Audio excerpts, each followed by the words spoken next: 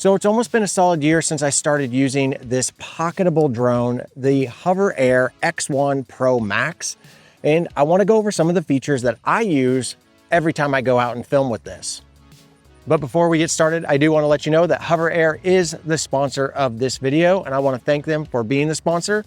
Everything that I put in this video is my personal opinion and how I actually use this drone. And I want to show you guys my favorite features that I use on my two biking channels. First and foremost, let's go over what this drone is and who it's actually for. This is a pocketable size drone. This is for somebody who doesn't want to have a huge drone or one of those mini drones that they have to carry around in basically a purse-sized bag. This little guy can fit in the back of most pockets or fit into some of these smaller backpacks. You can easily store this with all of your other stuff. This one is a little bit different than some of the other brands that you see out there that are smaller drones, as in this one actually folds up. So whenever you go to use it, you fold it out like this and it's ready to fly.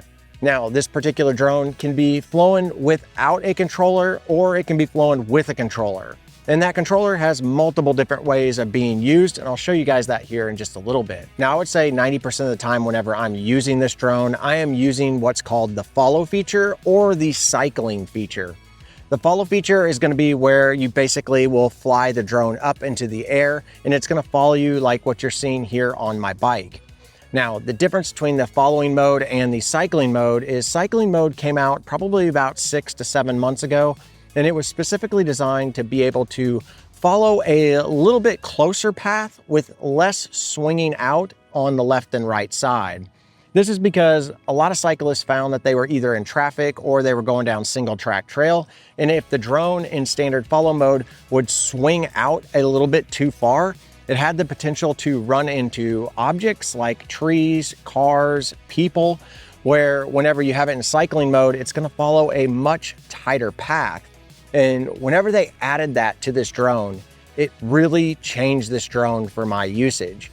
I was able to use it going down some single track trail a lot more, and it was able to follow at a much higher speed, which is crucial whenever it comes to following me, whenever it comes to mountain biking. With mountain biking, I'm going down single track trail, and I need it to be able to keep up with me. And if it couldn't keep up with me, even around some turns, well, it wasn't going to be super useful. So cycling mode is my #1 go-to, and then follow mode is my second go-to. So now there's 3 different versions of the HOVERAir X1. There's the standard HOVERAir X1, which I originally owned. And then they came out with this one and one other one. The other one is the HOVERAir X1 Pro. This one is the Pro Max. So there are a few differences between the Pro and the Pro Max. One of the differences is on the Pro Max, there's actually a visual rear camera that helps with guidance. They both have these sensors down at the bottom, but this extra camera makes the Pro Max a little bit better at going backwards. So if you do like a dolly track, this is where this camera would actually come into play. And then also this one will record in 8K. So you might ask yourself, why would you ever want to record in 8K? Well, what I find is I like to push this drone back in its far position and have it follow me when I'm in an open area or a little bit higher. And then whenever I go to edit the video, I can simply zoom in and not lose any of that resolution, because whenever I post my videos, I post them all in 4K. Or if this shoots in 8K, I'm gonna get a great shot with it as is. But if I wanna zoom in, I can zoom in and not worry about losing that resolution and say having a clip that's 1080p whenever everything else is in 4K. Where if this is in 8K, that zoom in is not going to be a problem at all. And if you're going to be investing your money into one of these pocket-sized drones, then I highly recommend biting the bullet and just going with the Pro Max if you can swing it, because you're going to get those extra options that's going to keep this drone from going obsolete so quickly. Now, my poor drone has seen a lot. I have flown it very aggressively, especially down some single track trail, and I have ran this into trees because of the speeds that I was going. These things aren't 100%, but they do a great job whenever you have them in a controlled environment and you don't try to push them beyond their limits. Still, whenever I do crash the drone, I don't have to worry about it causing much damage because these grates are almost indestructible. I've actually broken 2 of the blades before I damaged these at all. The original X1, the actual blade guards on here weren't as strong, but whatever the material is that they're using on the new Pro and the Pro Max, this is almost indestructible. It's really impressive how well these prop guards actually work. And the nice thing is with these prop guards, you can actually fly this around other people and you don't have to worry about those blades hurting them. I think they did a really good job of upgrading this over their previous X1 model. And that's another reason why I would suggest at least going with the Pro or the Pro Max. Now, a few of the things that came in my kit, I did get some ND filters, ND 8, 16, 32, and a 64. And this came in the Pro Max kit. So really nice that they included these, because a lot of brands, you have to purchase these separately, and sometimes ND filters can be pretty stinking expensive. The other thing that came in my kit was 2 extra batteries beyond the one that came in the drone, and it comes in this nice little charging case. Very, very easy to use. Highly recommend getting the multi-battery setup, because the run times on these, they're relatively long for the size of the drone, but it's always nice to have a spare, because maybe you didn't quite get the shot the first time or the second time, but you need that extra battery so you can get that extra shot. So having 3 batteries, I have never gone through more than 2 batteries, and I know that having that third one, I could fly this drone until the memory card ran out. And I really, really like this additional charger, because I don't have to have my drone plugged in whenever I have this plugged in. I actually find myself taking a portable charger, plugging this in, leaving this thing fully charged up, or charging up a battery currently while I'm flying the drone. So I never have to worry about running out of battery when I'm out in the field. The next big thing is going to be for cycling, but also for regular use. This is what they call the beacon, and the beacon is probably my favorite feature on this, and this was one of the reasons why I picked up this drone. When I saw this, I knew that this was going to be the selling point for me, and it did take a little while for the beacon to actually become fully functional. About 5-6 months ago, they added some really cool features called Copilot, where you can actually do some controls with this and actually manipulate the drone's position in the air while it's flying. And that really changed the way I use this drone. If you want to learn more about Copilot, I made a full video dedicated just to Copilot. I'll put it right here, or I'll put it down in the description below. Definitely going to want to check that out. But with this beacon, the big advantage I found is whenever you're flying this drone, this gives you a screen to be able to see what the drone is seeing. And whenever you get the beacon, it attaches to your handlebars. And if you're a biker, a lot of times you can't hear this drone behind you because you've got wind noise that's hitting your ears, but you can visually see that the drone is still with you with this beacon.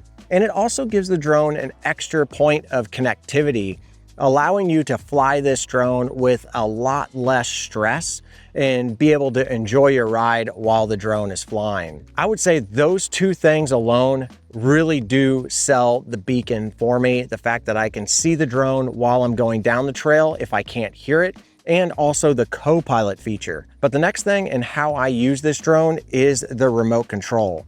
So the remote control comes in 2 pieces here.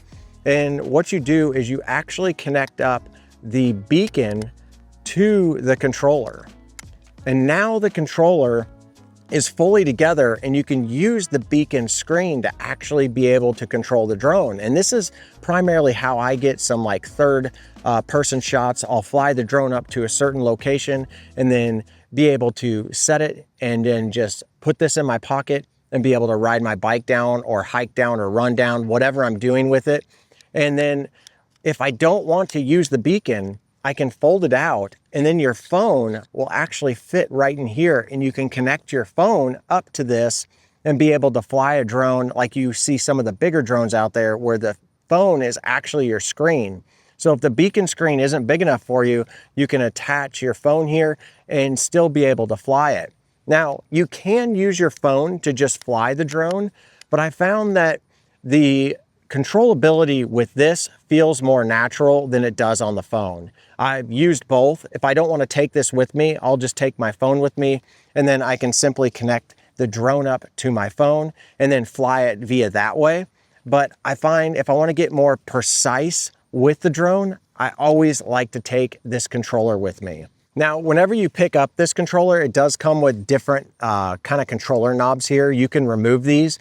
These are the more flat design. It's nice that you can replace them. They've thought about a lot of things with this drone, with the controller, with the batteries, and they've really listened to a lot of the consumer when it comes to how to make this super user-friendly. I think my favorite features is the fact that I can pull this out of my pocket. I can fly it without a controller. I can fly it with the beacon. I can fly it with the controller. There's so many different ways to utilize this drone that I find whenever I go to use a drone, I'm picking this one up 99% of the time. And those are just a few of the features that you can use with this. There's all kinds of presettings that you can do. Here's all the different presettings that you can actually set this drone to. Current mode, hover, zoom out, follow, orbit, spiral, bird eye, dolly track, ski mode, cycling mode, indoor follow, dolly zoom, 360 spin, side track. And HOVERair seems to continually update this drone. Seems like every month or every other month, they're coming out with a new feature or an improved feature that they already have on there. From anywhere from the follow mode being improved to more options for like the spinning motion to being able to actually do the co-pilot and also the cycling mode. They really do continue to innovate this drone, and that's what I really, really like about it. Also, if you do break any parts on here, you can replace them. I do have 2 broken propellers on here because when I was filming this, I got a little aggressive with it, did break the propellers, but I've got new propellers on order. It's really resilient. It's definitely very, very tough, but there is just so much potential for this, and I am excited for the future of what drone technology offers. And I personally think that HOVERair is actually making some of the best innovations and best steps when it comes to these micro drones that follow you around. All right, guys, if you want to pick one of these up, of course, I'll put some links down below. You can use those links. And again, I want to thank HOVERair for sponsoring this video. Yeah, please keep innovating because these things are absolutely awesome. Even from your very first one, the X1, all the way up to this Pro Max, I'm a huge fan of HOVERair. All right, guys, if you've enjoyed this video, hit the subscribe button, hit the like button. If you have questions on the Pro Max, I can answer them. Just put them in the comments below and I'll get back to you. But as always, get out there and ride your bike and maybe fly your drone.